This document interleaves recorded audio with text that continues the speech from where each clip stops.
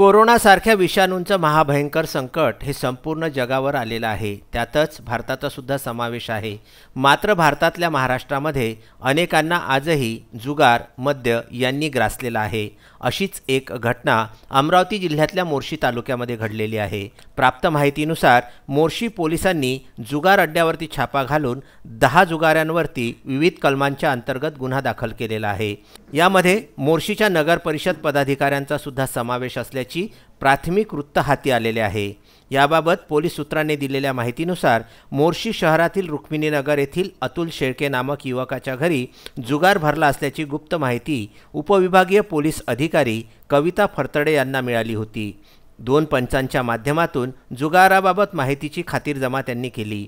बुधवारी दुपारी 4:30 ते 5 वाजताच्या दरम्यान अतुल शेळके यांच्या घरावर पोलिसांनी छापा टाकला असता नव्याने बांधकाम होत असणाऱ्या हॉलमध्ये सतरंजी टाकून जुगार खेळत असताना पोलिसांना आढळून आले। या प्रकरणी मोर्शी पोलिसांनी 10 जुगार खेळणाऱ्यांच्या विरोधामध्ये विविध कलमांच्या अंतर्गत गुन्हा दाखल केलेला आहे व त्यांच्या माध्यमामधून 1,81,000 रुपयांचा मुद्देमाल पोलिसांनी जप्त केलेला आहे।